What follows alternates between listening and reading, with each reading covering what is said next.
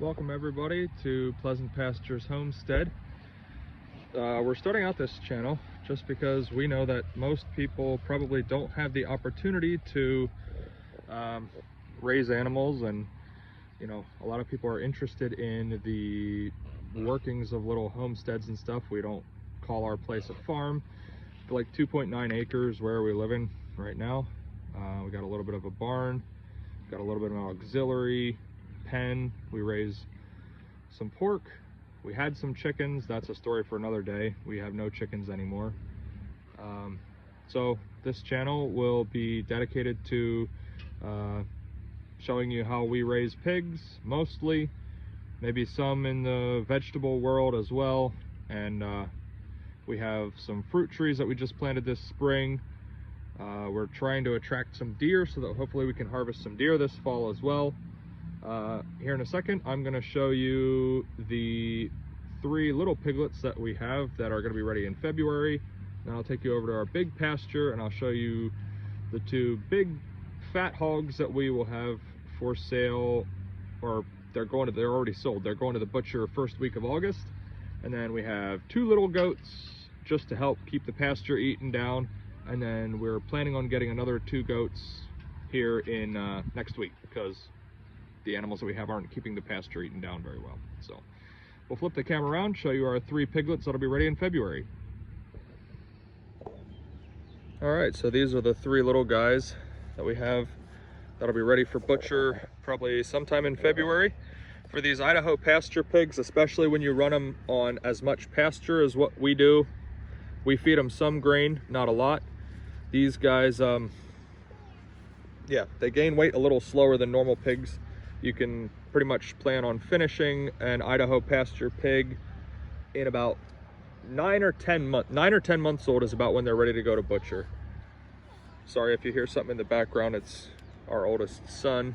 He loves to be out with the animals and help me with the farm work, or feeding the animals, since we don't really call it a farm, more of a homestead. Anyway, these 3 little guys have ear tags to keep them numbered so that when we sell them, we know which customer gets what pig.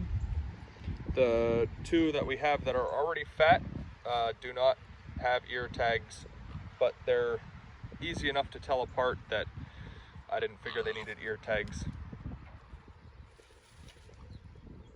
These 3 are all males, all castrated males. The 2 fat ones that we have that are going to butcher here in a month are both females. We do not raise the piglets. We bought all of these so far. We have this little 16-foot square pen here, and that little lean-to.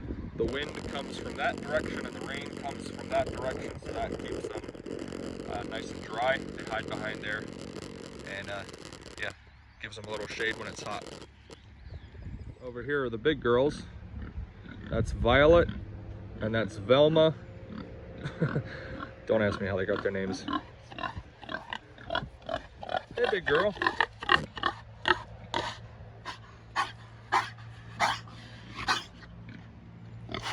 Goodness, she's getting all flustered. And then there's our 2 little goats. We're working at redoing the barn, so ignore the half-finished look on that. The roof got replaced, all the windows got replaced, and it's gonna get metal, 2-tone metal on all this stuff. Anyway, that white goat is the male, the gray one's the female. We're getting another 2 females. And then we have about a 1/4 acre of pasture here. This is all part of our land as well. That may get fenced in the future, but for now, we got about a 1/4 of an acre, maybe a little more, between a 1/4 and a 1/2 an acre. Goes back there, you can see the fence running along the back, and then those trees are the corner, and then it comes up and then meets the barn on the other side. What are you doing, old girl? They love to wallow in the mud. They have a little wallow up there in the corner. They have a big one behind the barn, so they're able to stay cool when it's hot outside. We're trying to figure out a name for the female goat. We have a name for him, I think. We were gonna call him Napoleon.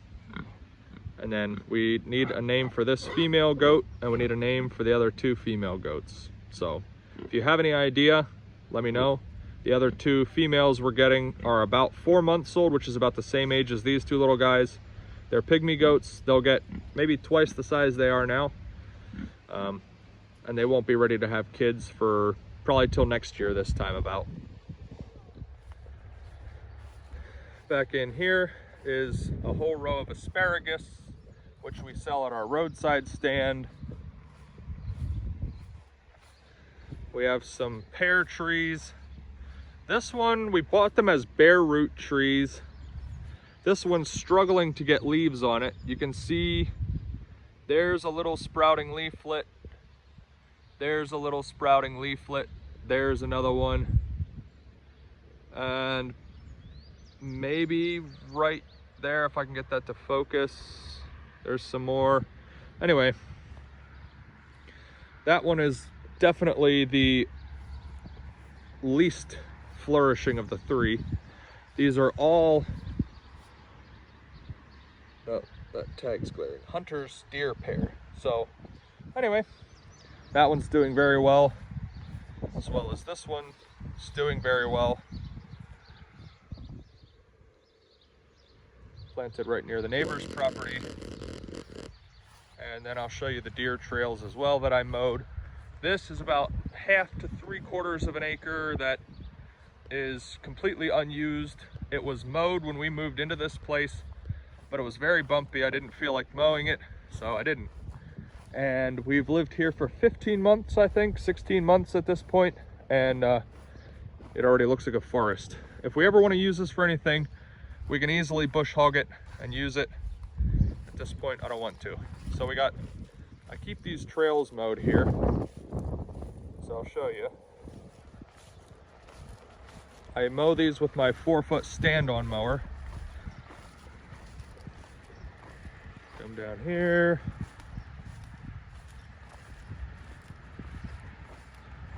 And then here's where we got our deer plot. We got a trail camera, salt block, and some corn. I just enlarged the area. It used to just be a circle right here. We enlarged that so we can get a wider shot for the trail camera. The only thing we've gotten so far is foxes, but that was really early in the spring, and for a while I hadn't even been checking the trail camera. So we just put out some deer, some syrup for them on the ground. So hopefully they can paw around and learn that this is a spot where they can come. And then at some point, I'll probably build a raised stand somewhere in here, shooting that direction toward the area where obviously we can't have the salt block out and stuff when hunting season is, but I'm hoping if there's enough trace minerals in the ground from, you know, giving them what they want during the summer, that they'll still want to come and paw around in the ground during hunting season. So hopefully, and they would come from the woods back there. So like I said, this part of the cornfield is ours. So if they get shot in that little area, they can run across to the woods, and hopefully if you put a good shot on them, they'll drop while they're still on our land. So the idea is to hunt archery this fall, hopefully. We'll see.